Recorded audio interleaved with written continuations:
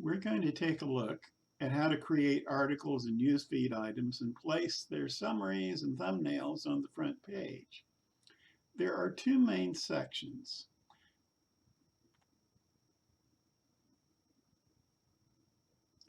The article section is up here at the top. And this is used for feature articles that we want to have up there a long time, not go away, and have some substance to them. The other section is the newsfeed section. Here they are. These are shorter articles. They tend to be time-sensitive pieces. And within that section, there are two columns. The first one is the featured items column. And this is for things that are a little longer, have more text. And the other one here is the second column, whoops,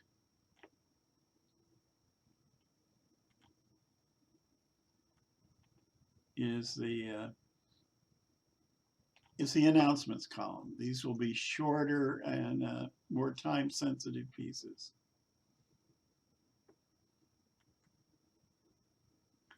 To start, to create the page, we click on the page icon right up here at the top, and we create a news item.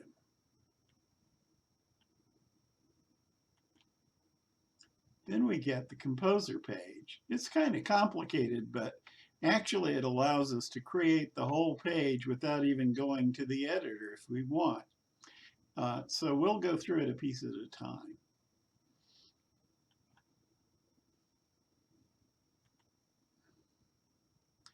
First, you put in a title and a short description. You always need a short description because it will show up in various places where you need it.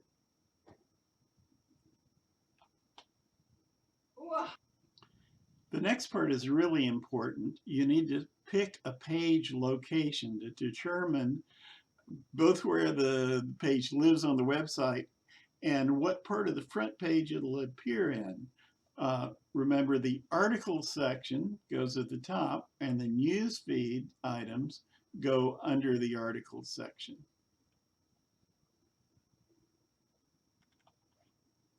The archive section is used for items that we've retired and won't show up on the front page at all. Down below the page location, we have an editor for the summary. The summary is used to display the short description, well, a more lengthy description of the page on the front page. And you'll use that when you need something more formatted. Maybe it has links and headings and that sort of thing. So here we have entered some formatted text in the summary, and it's got a link to another page and so on. The little checkbox down below, has details, is used if you have more content on the page than is going to appear on the front page. So if you click the has details checkbox, then you'll get the read more button right under the summary on the front page.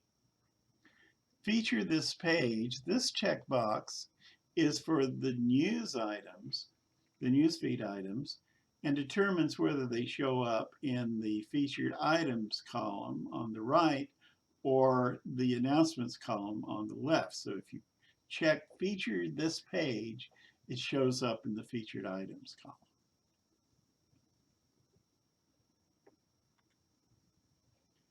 For articles, the has details checkbox just has no effect.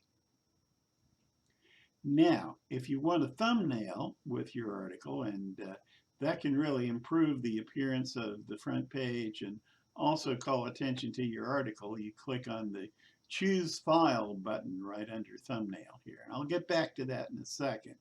Down below the thumbnail, is the Quaker topics, and you can select one or more of these to have a way to search and filter the articles on the newsfeed page or the archive page. And then below that, we have the content section. If you want to put a bit of content on the page that doesn't show up on the front page, you can use this editor right here. I'll get back to that in a second too. But let's get back to the thumbnail. If you click the Choose File button, you can go to the File Manager and select the file you want, or upload a file and select it. Finally, at the end, we have a few things that are not quite as important, but you might want to use them once in a while. You can change the date that appears on the article with this public date time field. You can put in an expiration date and have the article automatically disappear when it's past a certain date. If you are posting on behalf of someone else, you'll want to enter the author name. But automatically it uses your name instead. You don't have to fill this in. Short title is just a shorter version of the title that will be used if the space is too cramped to use the long version of the title. You might need that once in a while.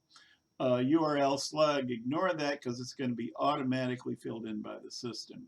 But finally, we have a little checkbox for thumbnail appearance that says remove the thumbnail frame.